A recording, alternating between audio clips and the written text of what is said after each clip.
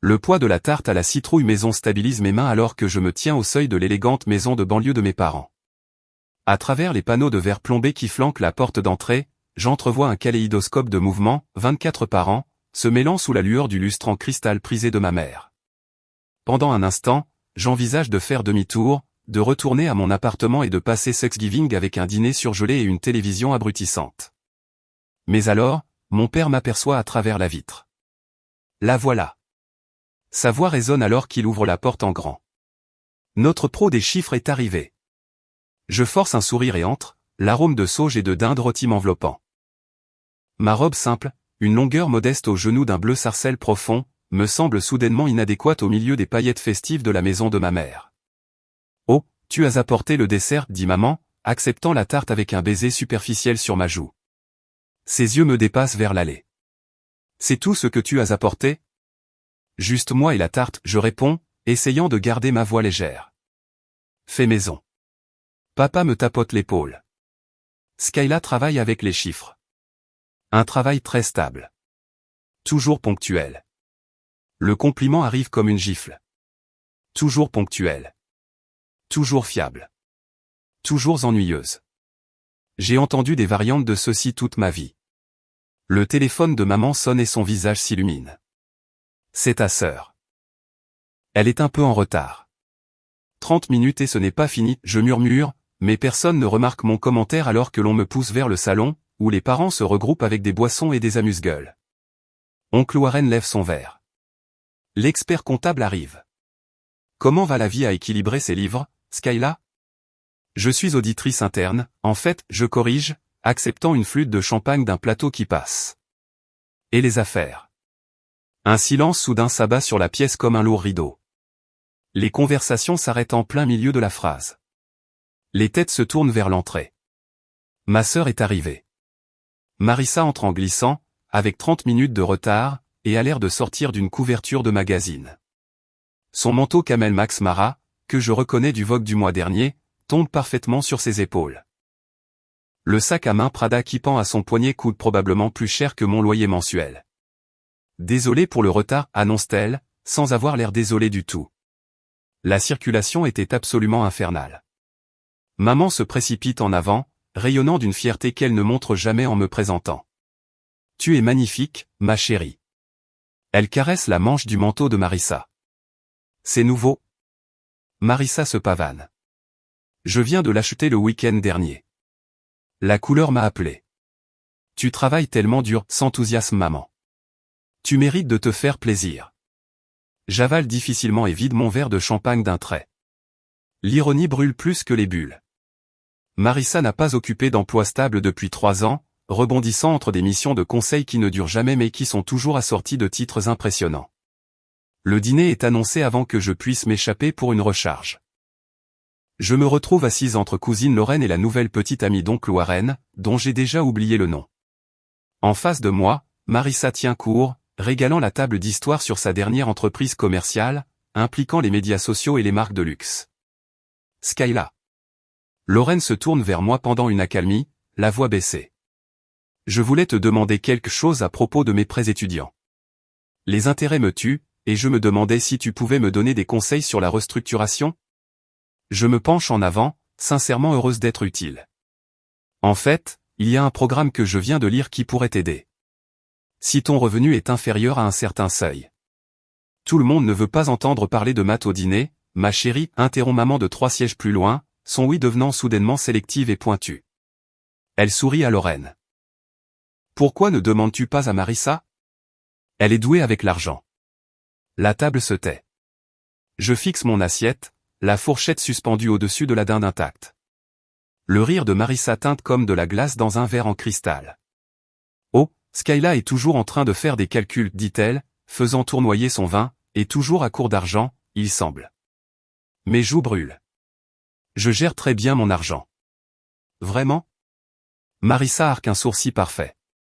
Alors pourquoi demandes-tu toujours des prêts? La température de la salle à manger chute de 10 degrés. 23 perdus oscillent entre nous comme des spectateurs à un match de tennis. Je ne t'ai jamais demandé d'argent, dis-je, ma voix stable malgré le rugissement dans mes oreilles. Pas une seule fois. Pas une seule fois, s'il te plaît. Marissa lève les yeux au ciel de manière dramatique. Tu devrais arrêter de mendier de l'argent. C'est embarrassant. Les mots me frappent comme un coup physique. Mes oreilles résonnent de l'audace de son mensonge, une inversion complète de notre réalité. Personne ne parle. Personne ne me défend. Pas même nos parents, qui savent exactement dans quelle direction l'argent circule. En parlant d'embarrassant intervient papa avec une jovialité forcée. Est-ce que quelqu'un a regardé le match des Seahawks dimanche dernier? Ce quatrième quart était quelque chose. Juste comme ça, la conversation avance à grands pas, laissant mon humiliation derrière comme un animal écrasé que personne ne veut reconnaître. Je reste immobile, transporté à l'époque où j'avais 10 ans, vidant ma tirelire pour aider à acheter un costume de danse à Marissa. Ta sœur en a plus besoin que toi, avait dit maman, me tapotant la tête. Elle a le récital qui arrive. Tu es la plus pratique, Skyla. La plus pratique. La plus responsable. Celle dont on attend qu'elle se sacrifie. Je m'excuse quand le dessert est servi, me glissant dans les toilettes. Mes mains tremblent alors que je verrouille la porte derrière moi, mais mon esprit n'a jamais été aussi clair. Je sors mon téléphone et ouvre mon application bancaire, fixant les 5 paiements récurrents vers divers comptes avec le nom de Marissa associé. 5 ans. 52 800 $. Une moyenne de 880 $ par mois. Assurance auto. Minimum de carte de crédit. Paiement de prêt personnel. La preuve du vampirisme financier de ma sœur brille sur mon écran en rangées soignées et organisées, exactement comme un auditeur les conserverait. Sans hésitation, je sélectionne chaque paiement et les annule tous. Un par un, des messages de confirmation apparaissent, paiement récurrent annulé. Paiement récurrent annulé. Paiement récurrent annulé. Paiement récurrent annulé. Paiement récurrent annulé. Je me jette de l'eau froide sur le visage, le tamponne avec l'une des serviettes d'invité décoratives de maman et retourne dans la salle à manger. Ma tarte à la citrouille est au centre de la table, des tranches manquent à sa croûte parfaite. Te voilà, dit maman. Nous avons commencé sans toi. Ce n'est pas grave. Je me rassis à ma place, un étrange calme m'envahissant. Je n'ai pas vraiment faim de dessert de toute façon. Mon téléphone vibre dans ma poche. Avis de confirmation de ma banque. Les annulations sont terminées. Plus de café, Skyla, propose papa, la cafetière à la main. Je souris et tends ma tasse. Oui, je pense que je vais en prendre une deuxième portion. Pour la première fois depuis 5 ans, je ne paierai pas la vie de ma sœur ce soir. Pour la première fois depuis toujours, je me choisis, et c'est comme la première respiration après avoir failli se noyer. Les chiffres ne mentent pas. Les gens, si. Le lendemain, la lumière du matin filtre à travers les stores de mon modeste appartement d'une chambre alors que j'ouvre mon ordinateur portable au petit bureau coincé entre la cuisine et le salon. La cafetière gargouille en arrière-plan, son rythme familier stabilisant mes mains alors que je crée une nouvelle feuille de calcul. Historique des paiements. Marissa Cole. Je tape l'en-tête, mes doigts se déplaçant avec la précision qui me rend précieuse au travail. Chaque frappe ressemble à la reconquête d'un morceau de moi-même. Je sors mes relevés bancaires, copiant méthodiquement chaque paiement effectué à ma sœur au cours des 5 dernières années. La feuille de calcul grandit rangée par rangée, une fouille archéologique à travers mes sacrifices financiers. 3 paiements de cartes de crédit distincts chaque mois. Le prêt personnel qui était censé être juste jusqu'à ce que sa commission arrive, l'assurance auto pour le VUS de luxe dont elle avait absolument besoin pour des réunions de clients et qui ne se sont jamais concrétisées. Le total apparaît en bas de la colonne.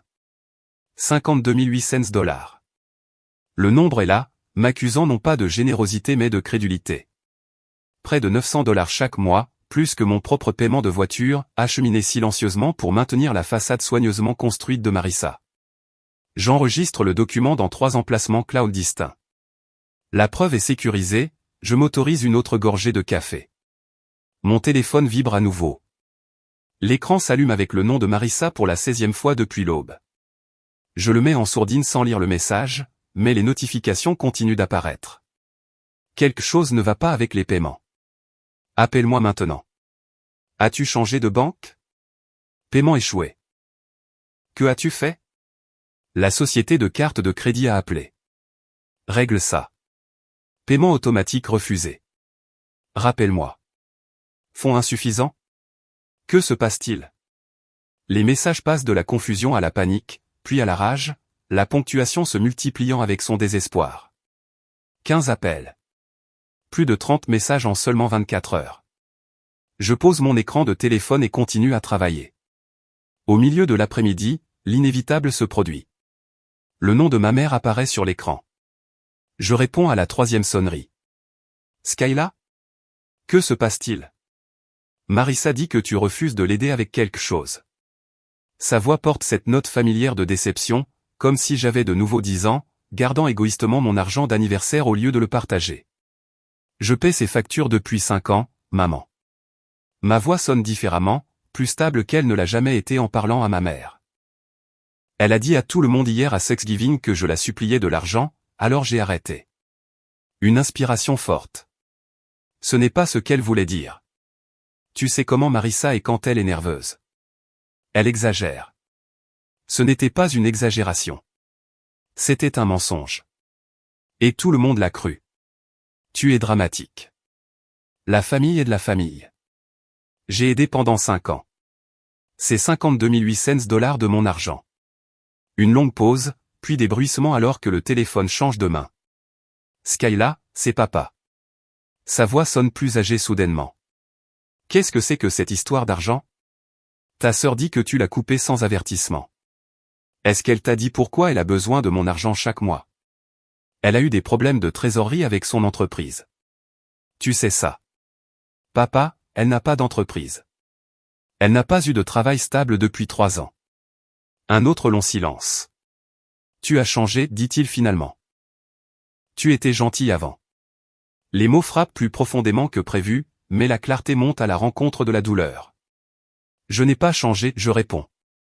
J'ai juste arrêté de laisser les gens utiliser ma gentillesse comme filet de sécurité. Le silence choqué qui suit me dit qu'ils n'ont jamais considéré la dynamique de notre famille sous cet angle. L'appel se termine maladroitement, avec des promesses d'en parler plus tard qui signifient tous espérons que tu reviennes à la raison. Je pose à peine mon téléphone qu'il sonne à nouveau. Lorraine, je voulais juste prendre de tes nouvelles. Tu as quitté Thanksgiving si soudainement. Sa voix s'éteint, à la recherche d'informations. C'était une soirée difficile, je propose prudemment. Marissa envoie des messages à tout le monde au sujet de problèmes d'argent. Quelque chose à propos de toi qui te retire d'un prêt? Un rire amer s'échappe avant que je puisse l'attraper. Je ne me suis pas retiré d'un prêt. J'ai arrêté de faire ses paiements mensuels après 5 ans à payer ses factures. Attends, tu as payé ses factures? Mais elle a cette immense maison à Bellevue. La surprise dans la voix de Lorraine confirme ce que je soupçonnais. Personne ne le savait. Pendant des années, Marissa avait maintenu son image de succès tout en drainant secrètement mes comptes. De combien parle-t-on? Demande Lorraine. 52 800 $. Sainte merde, Skyla. Elle s'arrête. Pas étonnant que tu refuses toujours les voyages en famille. Une boule se forme dans ma gorge. Toutes ces années d'excuses sur les engagements professionnels, l'épargne pour une maison, la nécessité d'être disponible pour les urgences, alors que la vérité était plus simple et plus douloureuse. Je ne pouvais pas me permettre à la fois le style de vie de Marissa et ma propre existence dans le même cadre. Après que Lorraine ait raccroché, promettant une discrétion dont je sais qu'elle ne la maintiendra pas, mon téléphone émet un ping avec un SMS de cousine Michael. Il était temps que quelqu'un tienne tête à l'enfant prodige. La vérité se répand maintenant dans la famille, recadrant 5 années de rassemblement où Marissa est arrivée en vêtements de marque tandis que je portais la même robe noire avec différents accessoires. Où elle a apporté des vins chers tandis que je faisais des pâtisseries à partir de 0 parce que c'était moins cher. Où elle a parlé de centres de villégiature exclusifs tandis que je mentionnais tranquillement des séjours à domicile. Je ferme la feuille de calcul et éteins mon ordinateur portable. La documentation est terminée. Les paiements sont annulés. La vérité est lâchée dans la nature. Pour la première fois en 5 ans, les 880 $ de mon paiement mensuel à Marissa resteront sur mon propre compte. La pensée n'apporte pas la satisfaction que j'attendais, juste une sorte de soulagement creux. Comme enlever une écharpe qui est restée si longtemps que vous avez construit vos mouvements autour d'éviter la douleur. Je jette un coup d'œil à mon téléphone, où le nombre de notifications est passé à 43.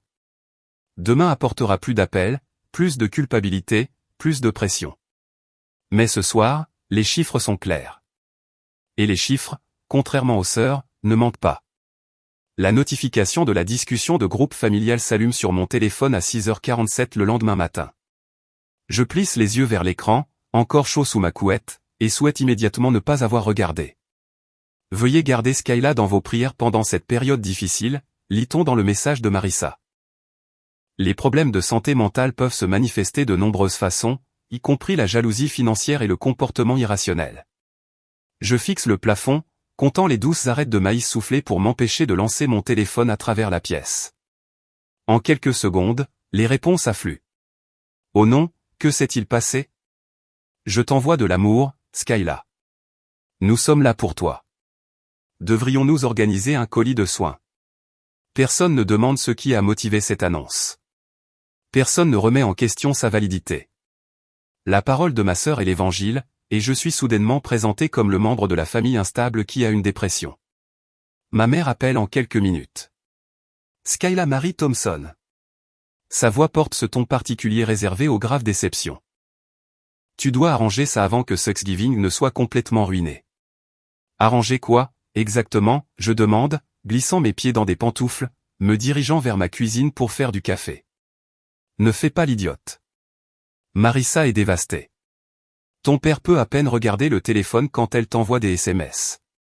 Elle s'arrête. Nous t'avons mieux élevé que ça. La cafetière gargouille alors que je mesure le marque avec une précision pratique. Avez-vous demandé à Marissa exactement ce que j'ai fait? Elle m'a montré les notifications bancaires. Tous ces paiements soudainement annulés. La voix de mère baisse à un murmure accusateur. Elle a des factures, Skyla. Des responsabilités. Moi aussi. Les mots émergent plus fort que je ne l'avais prévu.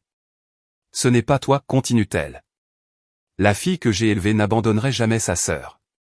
Je regarde le café couler régulièrement dans la cafetière, noir et clarifiant. La fille que vous avez élevée a payé les factures de Marissa pendant 5 ans pendant qu'elle disait à tout le monde que je la suppliais de l'argent. Le silence s'étire entre nous, tendu comme un fil. Je vais être en retard au travail, j'interromps, un acte de rébellion sans précédent. Donnez mon amour à papa. Je mets fin à l'appel avant qu'elle ne puisse répondre et ouvre Facebook pour trouver la dernière performance de Marissa, une photo au filtre de bon goût d'elle regardant pensivement par une fenêtre, légendée, le cœur brisé lorsque les membres de la famille luttent contre la jalousie. Je prie pour la guérison pendant cette période difficile. 27 commentaires sympathiques déjà. Je ferme l'application sans répondre et finis de me préparer pour le travail. Quand j'arrive au bureau, quelque chose d'inattendu se produit. Je travaille mieux que je ne l'ai fait depuis des mois. La documentation client passe par mon processus d'examen avec une efficacité inhabituelle. Les feuilles de calcul qui nécessitent normalement une double vérification semblent limpides au premier passage. Tu sembles plus concentré ces derniers temps, commente mon manager lors de notre point de contrôle de l'après-midi. Quoi que tu fasses, continue comme ça. Ce que je fais, c'est garder $880 de plus par mois sur mon compte bancaire et dormir toute la nuit pour la première fois depuis des années. Ce soir-là, j'ai acheté un nouveau bureau pour mon bureau à domicile, une pièce en chêne massif que je convoitais depuis des mois mais que je n'ai jamais pu justifier tout en soutenant le style de vie de Marissa. Lorsque je saisis les informations de ma carte de crédit, je ne ressens aucune des anxiétés habituelles concernant mes dépenses personnelles. Aucun calcul mental sur la façon dont cet achat pourrait affecter ma capacité à couvrir le paiement de l'assurance auto de Marissa ou les paiements minimums de carte de crédit. Je réalise que je vis en dessous de mes moyens, non pas par frugalité ou par une planification financière judicieuse, mais pour financer les excès de ma sœur. La révélation s'installe dans mon estomac comme une pierre. Le véritable test de ma nouvelle détermination arrive 3 jours plus tard lorsque Marissa apparaît à l'improviste dans le hall d'entrée de mon immeuble de bureau. Je l'aperçois à travers les portes vitrées en revenant du déjeuner, des lunettes de soleil de marque perchées au-dessus d'un maquillage parfait, des cheveux stratégiquement ébouriffés et ce qui semble être une tenue soigneusement sélectionnée qui communique à la fois une désinvolture aisée et une détresse. « Comment as-tu pu m'abandonner comme ça » exige-t-elle bruyamment dès que je m'approche, des larmes coulant sur ses joues sans perturber son mascara. « Après tout ce que j'ai fait pour toi. » Les têtes se tournent dans tout le hall. Mes collègues ralentissent le pas, faisant semblant de ne pas écouter tout en absorbant clairement chaque mot. Je garde ma voix mesurée et basse. Ce n'est pas l'endroit pour discuter de tes problèmes financiers, Marissa. Problèmes financiers? Elle rit, le son aigu et cassant. C'est toi qui as toujours eu besoin de mon aide, et maintenant, quand j'ai besoin de toi juste temporairement, tu me coupes complètement. Un agent de sécurité jette un coup d'œil dans notre direction, inquiet par le volume qui augmente.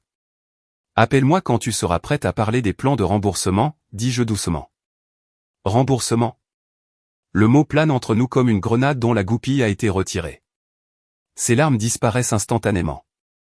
La transformation serait impressionnante si je ne l'avais pas vue d'innombrables fois auparavant, le passage immédiat de la victime blessée au calcul froid lorsque la manipulation échoue. Ce n'est pas fini, siffle-t-elle, la voix soudainement stable. Elle se retourne brusquement, des talons aiguilles claquant contre le marbre, alors qu'elle sort par les portes tournantes. Je la regarde partir, me sentant étrangement calme après ce qui aurait dû être une confrontation dévastatrice. Samedi apporte un soutien inattendu. Lorraine arrive à la porte de mon appartement avec le déjeuner de ma charcuterie préférée et un sourire de sympathie. « Tu vas bien ?» demande-t-elle, déballant des sandwichs et des récipients de soupe à ma petite table à manger. Tout le monde parle de ce qui s'est passé. De quelle version discute-t-il, je demande, sortant des assiettes de mon armoire. Lorraine secoue la tête. La vraie histoire est en train de sortir. Michael m'a appelé après avoir parlé à ton père. Est-il vrai que Marissa te doit plus de 50 000 $? 52 800 $, je confirme. Mais sa dette totale est plus proche de 96 000 $, autant que je puisse en juger. Le sandwich de Lorraine s'arrête à mi-chemin de sa bouche. 96 000 $? Comment est-ce possible? Ils vivent dans cette belle maison à Bellevue. Hypothèque au maximum? Je réponds. Plus 3 cartes de crédit maximisées, 2 prêts personnels et le contrat de location de voiture qui a 3 mois de retard. Je couvre les paiements minimums depuis des années. Elle se servait de toi depuis le début. La voix de Lorraine se durcit de colère, tout en se comportant comme celle qui a réussi. Mon téléphone vibre avec une notification. Les jeunes cousins ont créé un nouveau groupe de discussion nommé Team Skyla, sans Marissa ni mes parents. J'absorbe encore cette information quand mon téléphone sonne avec un numéro inconnu. Je suis sur le point de refuser l'appel quand Lorraine jette un coup d'œil à l'écran. C'est le portable d'Evan, dit-elle, les yeux s'écarquillant. Le mari de Marissa. Je réponds à l'appel, en le mettant sur haut-parleur. Skyla. La voix d'Evan semble tendue. Il faut qu'on parle. Je t'écoute, dis-je. Je n'étais au courant de rien, commence-t-il. Elle a tout caché. Les paiements. Les dettes. Tout. L'honnêteté brute dans sa voix me prend au dépourvu. Merci de l'avoir aidé discrètement toutes ces années, continue-t-il. Je pensais que nous étions stables, mais nous vivions au-dessus de nos moyens pour garder les apparences avec les voisins. Je croise le regard étonné de Lorraine de l'autre côté de la table. Nous ne sommes pas aussi stables financièrement que tout le monde le croit, avoue Evan. Loin de là. Une étrange sensation d'apesanteur m'envahit. Pendant des années, j'ai cru être la seule à voir Marissa clairement. Maintenant, d'autres commencent à entrevoir ce qui se cache derrière le rideau. J'espère que tu pourras l'aider à trouver de meilleures façons de faire face, dis-je finalement. Lorraine me serre la main sur la table alors que l'appel se termine. Pour la première fois depuis des années, je ne suis pas seul à comprendre Marissa. Et pour la première fois de ma vie, on n'attend pas de moi que je sois celle qui arrange tout. Cette nuit-là, on frappe à la porte de mon appartement à 23h42, 3 coups de tonnerre qui font vibrer les gonds. Je sais qui c'est avant même de regarder par le Judas. Marissa se tient dans la lumière crue du couloir, les bras croisés autour d'elle. Ses cheveux pendent sans vie autour de son visage, sans la moindre trace de maquillage. Elle porte un jean délavé et un simple t-shirt en coton, des vêtements que je ne lui ai jamais vus auparavant. J'ouvre la porte mais bloque l'entrée avec mon corps. Il est presque minuit, Marissa. S'il te plaît, murmure-t-elle, sa voix se brisant. Je suis en train de m'effondrer, Sky. Evan sait tout. Pendant un instant, je revois la petite fille qui avait l'habitude de se glisser dans mon lit pendant les orages, cherchant du réconfort auprès de sa sœur pragmatique qui n'avait jamais peur du bruit. Mais je me souviens ensuite de la table de Thanksgiving, de sa voix dégoulinant de fausses inquiétudes, tu devrais arrêter de mendier de l'argent, c'est embarrassant. Pourtant, je m'écarte. Entre. Elle se précipite devant moi, faisant les 100 pas dans mon salon comme un animal en cage. Les sociétés de cartes de crédit n'arrêtent pas d'appeler. J'ai bloqué 8 numéros différents, mais elles en utilisent juste de nouveaux. Et la BMW Savoie se brise. Ils la reprennent la semaine prochaine. Je lui offre de l'eau dans un simple verre à eau. Elle le regarde brièvement, espérant clairement du vin. Maman et papa ont le cœur brisé, continue-t-elle, acceptant l'eau mais ne la buvant pas. Tu es en train de détruire la famille avec ça, cette vendetta. Je m'assois sur mon canapé, observant ses effets de manche avec une clarté nouvelle. Si je perds tout, c'est à cause de toi, dit-elle, sa voix se durcissant. C'est ce que tu veux? Me voir échouer? J'attends que son monologue s'essouffle, que les pauses dramatiques destinées à susciter mes réassurances deviennent inconfortables. Quand elle finit par se taire, je parle. Je t'ai aidé pendant 5 ans, Marissa. Elle renifle, hochant la tête avec empressement. Et je suis tellement reconnaissante. C'est pour ça que je ne comprends pas pourquoi tu t'arrêterais maintenant, quand j'ai le plus besoin de toi. Je laisse un silence calculé s'étirer entre nous. Ça fait 52 800 $, dis-je d'une voix égale. J'ai les preuves de chaque paiement. Son visage passe d'une supplication vulnérable à une colère défensive en un instant. Ce n'était pas autant que ça. Tu exagères pour me faire passer pour une méchante. Sans un mot, j'ouvre mon ordinateur portable sur la table basse entre nous. L'écran s'illumine avec une feuille de calcul, chaque ligne un paiement, chaque colonne une catégorie, date, montant, numéro de compte, note documentant ses appels, ses excuses, ses promesses de me rembourser le mois prochain, c'est sur cette fois.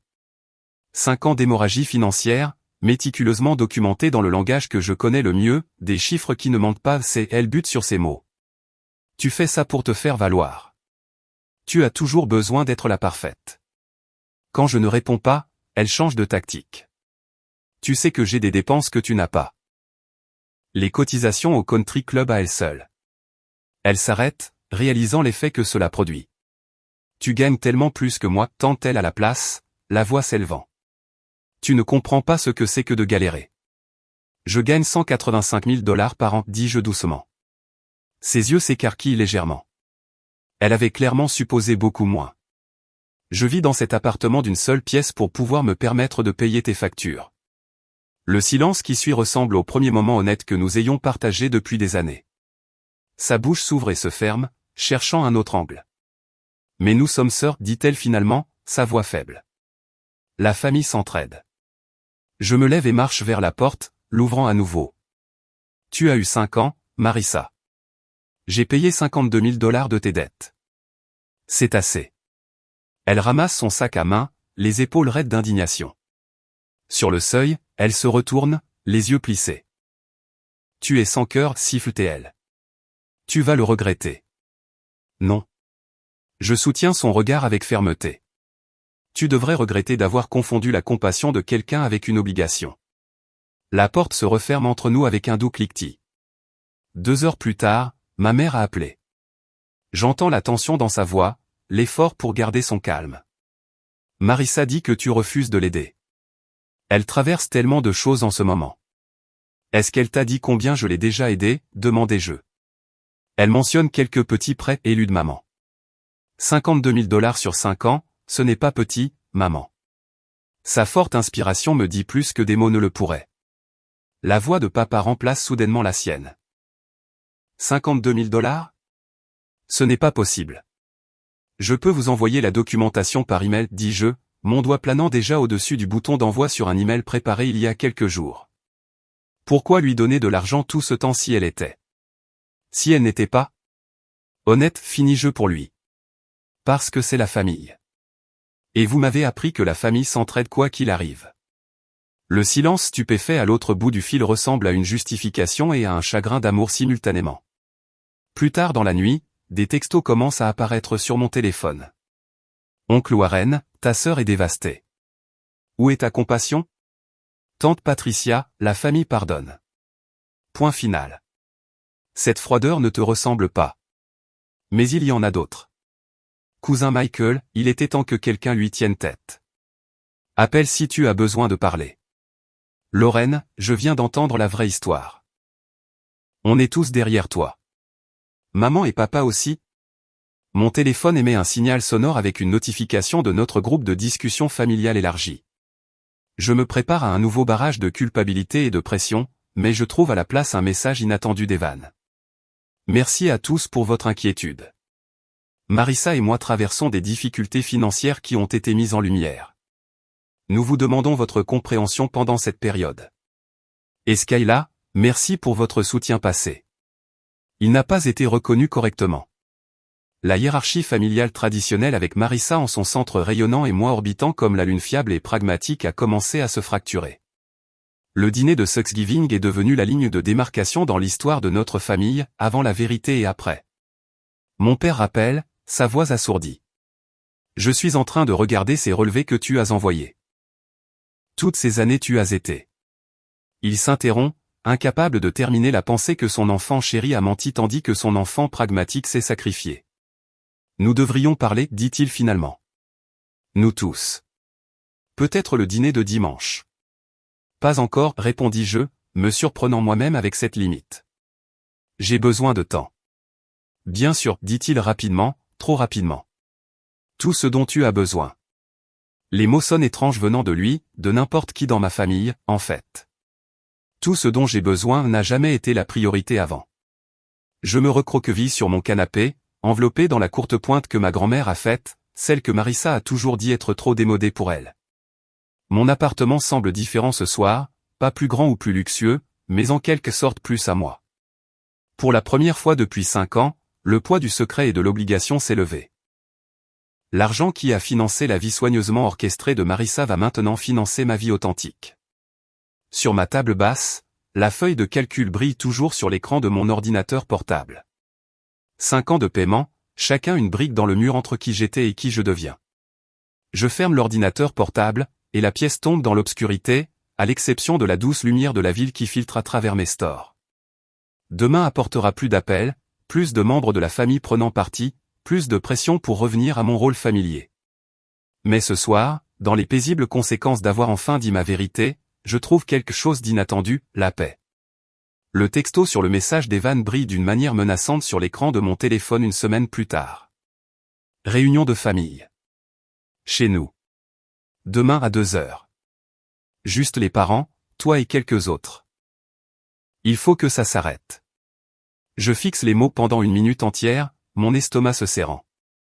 Au cours de la semaine qui a suivi ma confrontation avec Marissa dans mon appartement, la famille s'est divisée en camps opposés.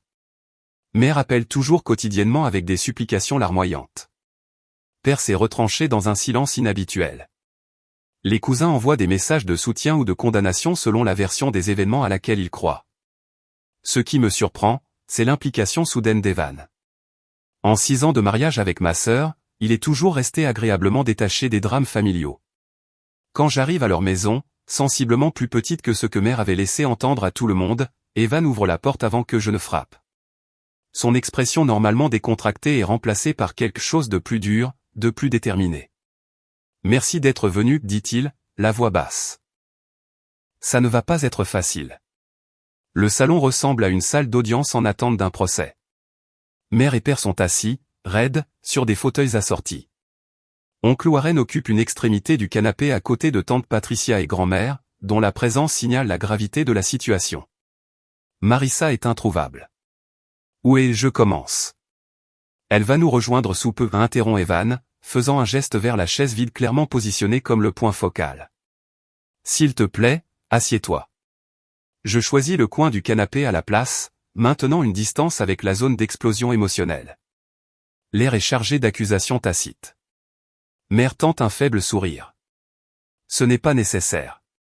Les désaccords familiaux devraient rester privés.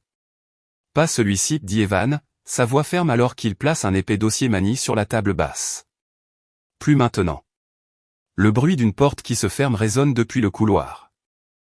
Marissa entre, son visage dépouillé de maquillage, portant un jean simple et un pull beige que je n'ai jamais vu auparavant. Pas de marque de créateur, pas de bijoux tape à accent grave-l'œil. Ses yeux sont rougis mais secs. Assieds-toi, Marissa, dit Evan sans la regarder. Elle se perche sur le bord de la chaise vide, les mains jointes étroitement dans ses genoux. Evan se tient devant nous, les épaules carrées. Je vous ai demandé de venir ici parce qu'il est temps que tout le monde comprenne exactement ce qui s'est passé. Il ouvre le dossier. Au cours des dernières années, Marissa a accumulé des dettes personnelles totalisant 96 500 $. Mère halète. La tête de père se relève brusquement. Cela comprend les 52 800 $ que Skyla a payés en secret pendant 5 ans, continue Evan. L'argent que Marissa m'a dit provenir d'un fonds en fiducie de grand-mère. La forte inspiration de grand-mère traverse la pièce. Je n'ai jamais mis en place une chose pareille. Je le sais maintenant. Evan étale des relevés de cartes de crédit sur la table. Ceux-ci montrent des achats réguliers chez Nordstrom, Saks, Neiman Marcus, des vêtements de créateurs, des bijoux, des sacs à main. Des choses pour maintenir l'apparence du succès alors que nous étions en train de nous noyer en silence. Père se penche en avant, étudiant les papiers avec une incrédulité croissante. Ça ne ressemble pas à la fille que nous avons élevée. J'avais besoin de ces choses, murmure Marissa. Tout le monde s'attendait à ce que je réussisse. Mère tend la main vers elle. Chérie, tout cela est-il vrai? La question plane dans l'air, la première fois en 30 ans que j'entends mère remettre en question la version des événements de Marissa. Le calme prudent de Marissa s'effrite. Des larmes coulent sur ses joues. Je voulais juste que tout le monde soit fier de moi. En mentant? En volant ta sœur? La voix de tante Patricia coupe comme une lame. J'allais la rembourser, proteste Marissa faiblement. Quand? Demande Evan. Avec quel argent? Tu n'as pas eu d'emploi stable depuis 3 ans. Le silence qui suit ressemble à un poids physique. Je regarde ma famille absorber la réalité qu'elle a niée pendant des années. Evan se redresse. Les choses vont changer à partir d'aujourd'hui. Nous vendons le Range Rover. Les vacances aux Maldives sont annulées. Marissa commence à travailler 40 heures par semaine à la boutique de Belinda lundi prochain, et nous commençons une thérapie financière jeudi. Le visage de mère pâlit. Mais c'est si extrême. C'est nécessaire, répond Evan. Et il était temps. Père se tourne vers moi, ses yeux voilés par quelque chose que j'ai rarement vu, un regret sincère. Nous aurions dû le voir plus tôt, sa voix tombe à un presque murmure. Je suis désolé, Skyla. Les mots que j'ai attendus des décennies pour entendre atterrissent doucement, sans la satisfaction que j'avais imaginée. Je hoche la tête une fois, acceptant mais pas absoute. Pour la première fois dans ma mémoire, je suis assise lors d'une crise familiale sans qu'on attende de moi que je l'arrange. Je ne suis ni sauveur ni méchante, simplement présente. L'étrange libération de ce moment me serre la gorge.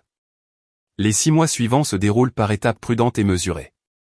Les commérages familiaux changent à mesure que toute l'histoire émerge. Marissa travaille dans la vente au détail après des années de loisirs, rentrant à la maison avec des pieds douloureux et des yeux humiliés.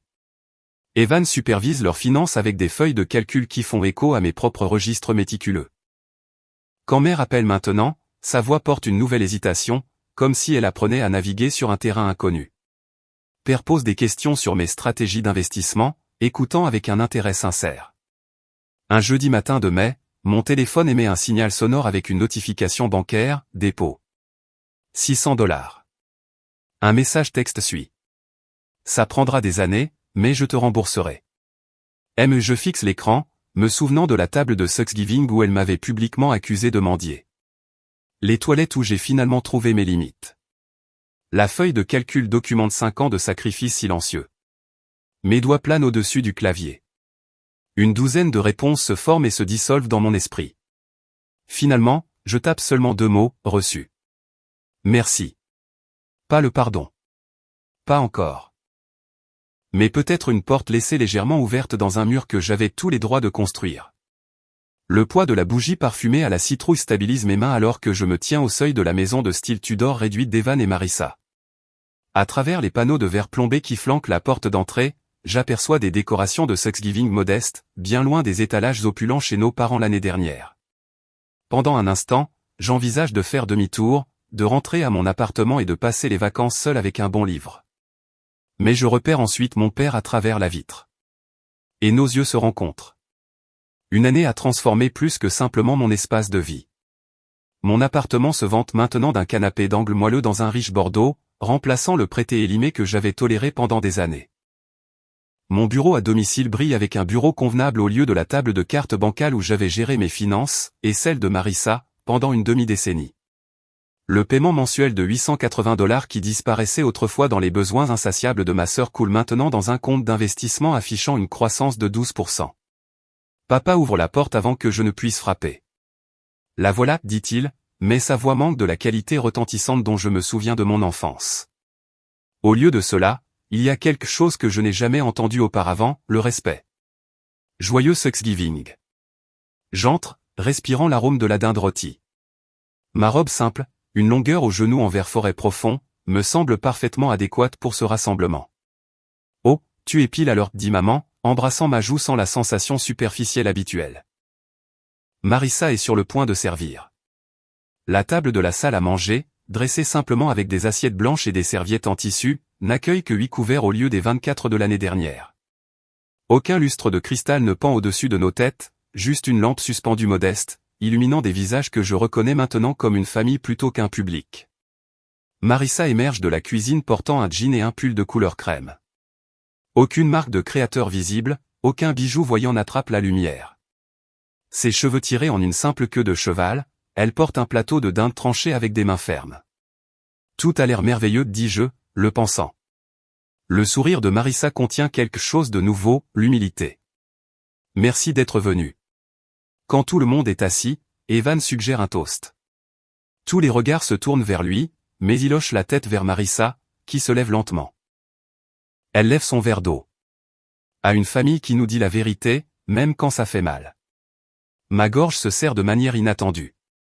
Je lève mon verre en signe de reconnaissance, pas encore prête pour une réconciliation complète, mais acceptant ce nouveau départ honnête. Tout au long du dîner, la conversation coule sans les façades habituelles.